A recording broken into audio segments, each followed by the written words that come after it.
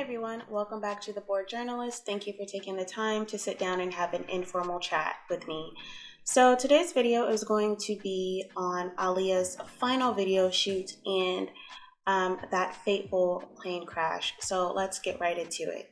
Rock the Boat was filmed across Miami and the Bahamas in late August 2001. The visuals were ethereal, glistening waters, endless island skies, and Aaliyah floating through the frame in soft shades of white and blue. The video captured her sensuality, elegance, and the artistic maturity she had grown into. While Hype Williams ultimately directed the shoot, there was an earlier treatment by Diane Martel that resembled what Hype brought to life. BET's Access Granted captured candid moments of Aaliyah laughing with her team, her stylist Derek Lee, makeup artist Christopher Maldonado, and hairstylist Eric Foreman. She was seen reviewing choreography with Fatima Robinson and discussing scenes with Hype Williams. In an interview with The Art of Dialogue, Damon Dash revealed that he spoke to Aaliyah and warned her that Hype had a habit of going over budget. Right. So what I do want to ask you about Aaliyah, what was the situation with Hype Williams where, he took her plane and she had to take the plane that he was using? Like, what happened with that? No. She was in Miami and the video was supposed to be in Miami. And I had told her, I was like, Hype does this thing where he'll act like he needs more days just so he can get paid more. And don't let him do that. And then, all of a sudden she comes back and was like, he wants to go to the Bahamas. I was like, I told you he was going to do that.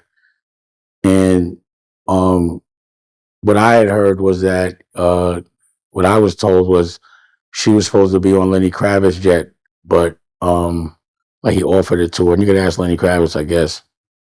And Hype took it and had her on that plane. But he had to like pattern, like when we did Big Pimpin', like we're in hotels and he's in a house with a chef throwing dinners on our dime. And I'm like, well, why are we in a hotel and this nigga got his own house with a chef and we're paying for it? And that's why I cut Big Pimpin'. So I was like, I knew his tricks on what he used to do and how he used to play the labels. So I cut the video, like, we going back to Miami.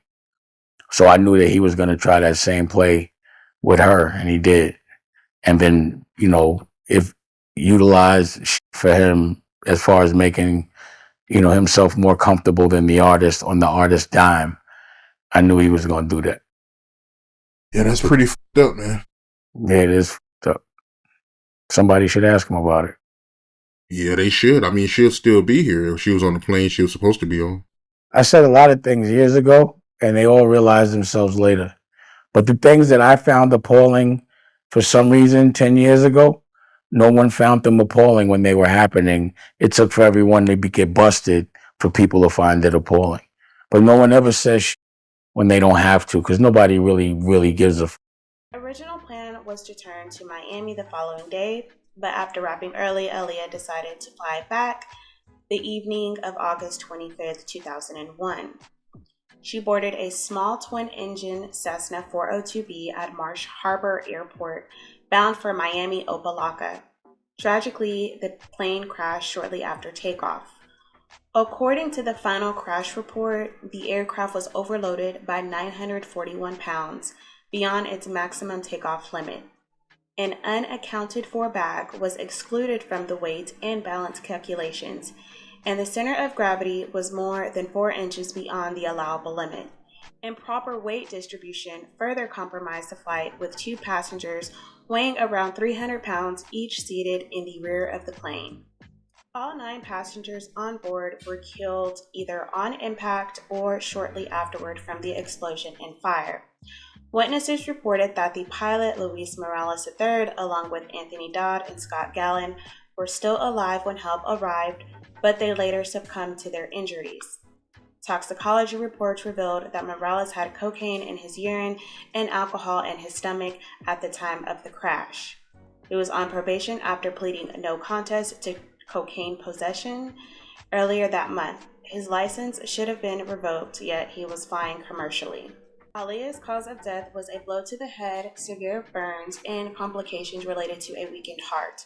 According to the Bahamian coroner, Dr. Giovanni Raju, even if she had survived the crash, the trauma to her body sustained would have made recovery nearly impossible.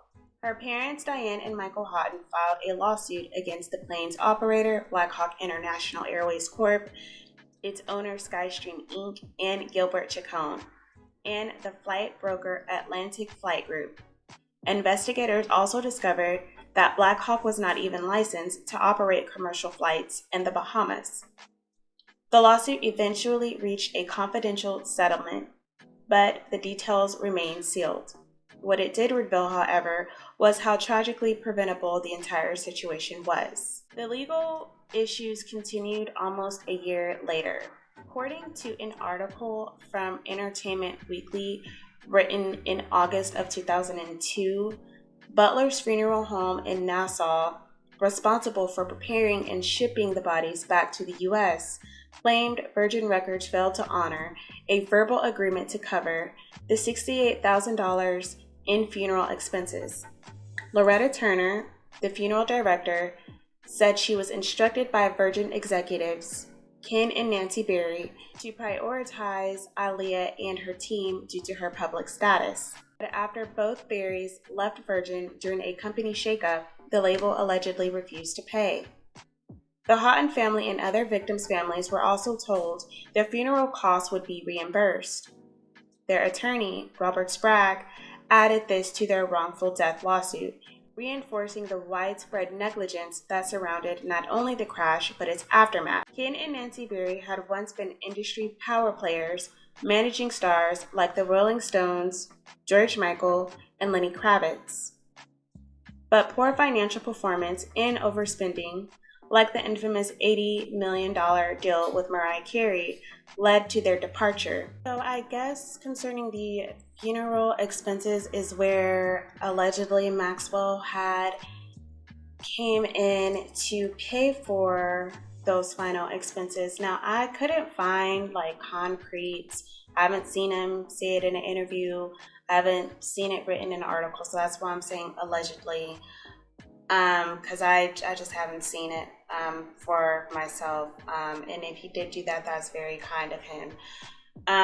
But it kind of makes me mad all over again, because what kind of label does something like that? That's horrible. So there's always been some confusion that has been circulating for the last 20 years that Lenny had initially sent a private plane for Aaliyah, but that Hype and his crew used it instead. And Dame also mentioned that. But years later, one of the backup dancers and group member from Electric Red, Leslie Nicole, she said that there was a plane that Lenny sent, but it arrived after Aaliyah's death because the dancers were so scared to board another Cessna. So let's take a listen to this. And this is from Sean Stockman. He is from Boyz II Men. His channel is called On That Note.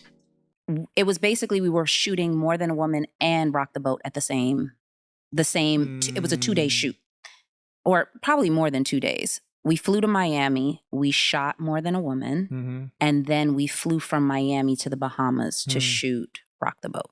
Wow. So that's kind of how that. So yeah, even though More Than a Woman, I can't remember which one got released first, but we shot both of the videos back to back with Hype. I think Rock the Boat was released first, because I think after. I think so. I think so. Yeah. Even though we shot that one after. Both records and flying to the Bahamas, we said all of this for an 8 count. Like the planes felt sketchy, because they were tiny, smaller planes. Wait, So tee this up. So this is going to the Bahamas. This is going to film. You're already feeling a certain way.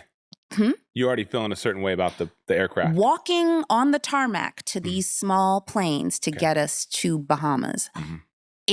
Something just was just like, and I'm fearless when it comes to flying. I'm not one of those, I'm nervous to fly. So I definitely felt away because the plane just was like, oh, this is a tiny plane.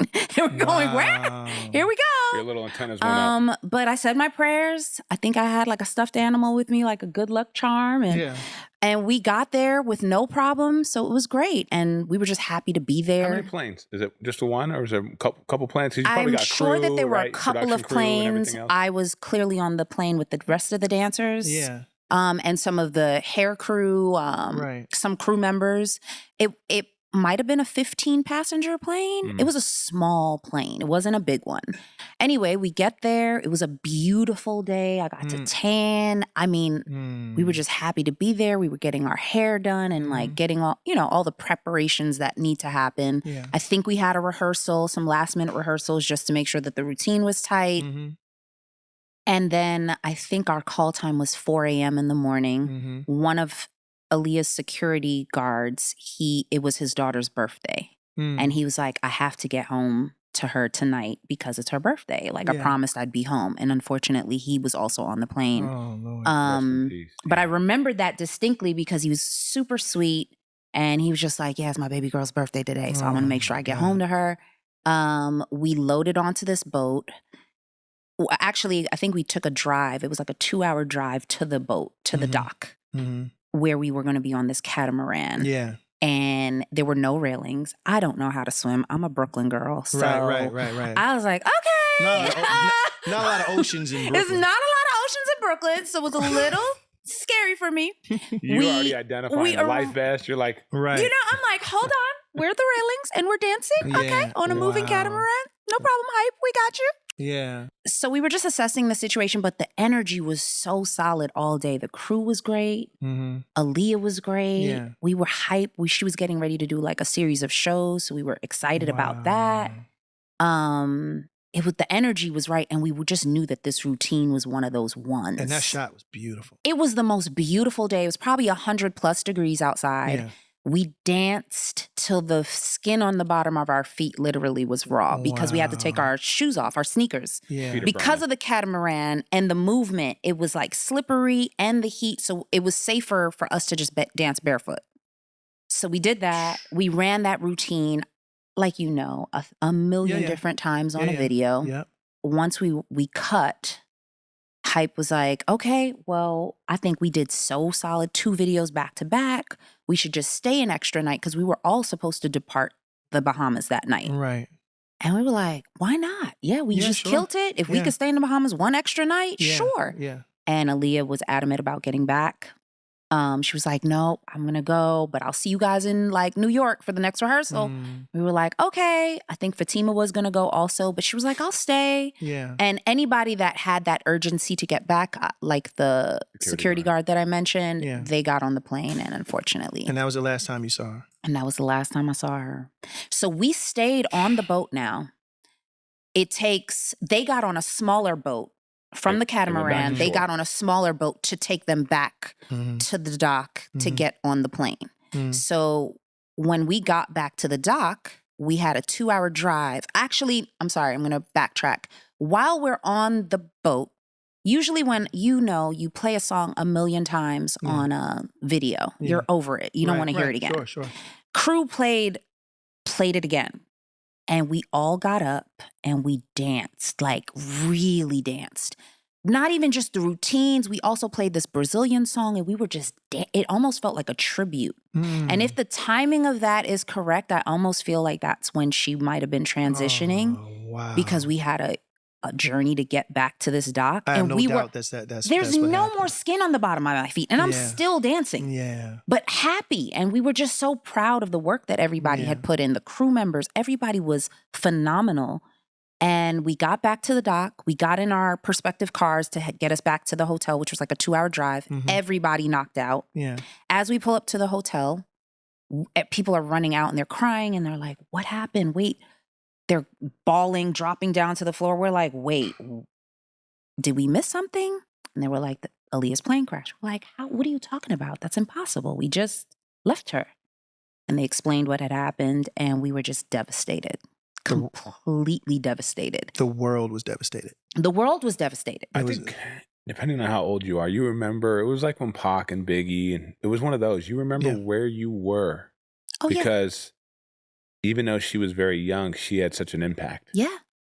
No, it was, we were there and we didn't even understand what just happened. We were like, this can't be right. Fatima, unfortunately, she had to identify the body, so she had to go.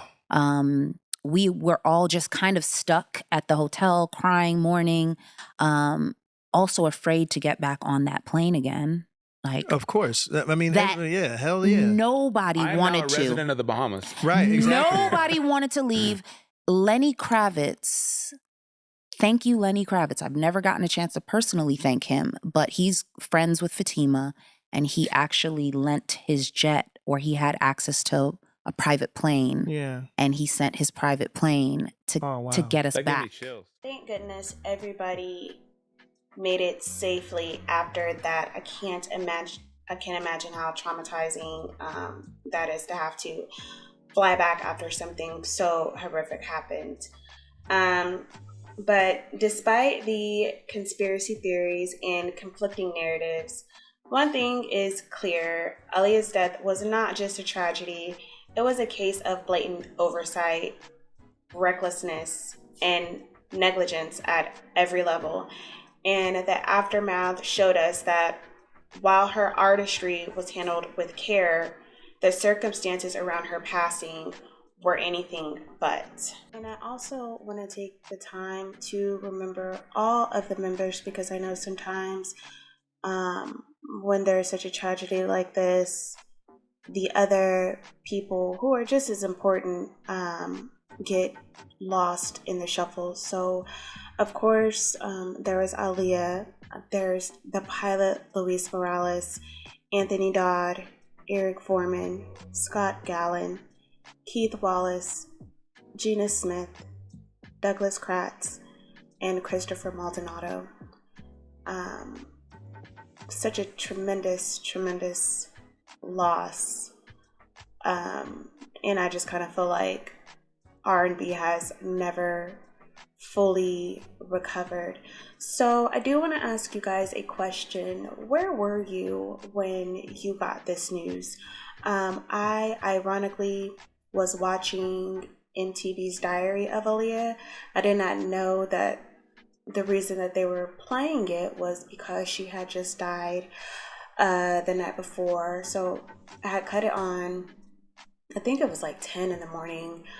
And I had a friend call me and he said, hey, what are you doing? And I said, I'm watching MTV. I'm watching the Diary of Aaliyah. And he was like, she died last night. And I was like, what are you talking about? Because back then I didn't know how far in advance some of these things were filmed. So I don't know what I thought. But whatever he was talking about, my brain wasn't understanding what he was saying until it literally flashed across the screen before it went back to her diary, and my little heart was broken. I know people say, especially now, it's different than it is, so different now because now everybody has access to celebrities basically through social media. And I don't think that it's not that people worship celebrities, but I think in this instance, it's just somebody that you look up to and somebody who has touched you, inspired you through their art. And it doesn't have to be a celebrity. It can be a teacher. It can be a pastor. But when someone you look up to is just taken away so suddenly, and then the way that they go is so awful, I think that's what hurts. But yeah, I just want to know where were you guys and what were you doing? So thank you so much for watching this video, and I will catch you in the next one. And of course, all sources will be listed in the description if you want to go and read some of these articles for yourself. Because of course, I'm just going to glaze over it because I didn't want my video to be too long. So, all right, bye guys. She leaves behind movies and music that will capture forever the talent, vitality, and grace that made her so significant an artist, at such a young age. Now it's hard to say what I want my legacy to be, what I want people to say when I'm long gone. I want people to look at me as a full-on entertainer and a good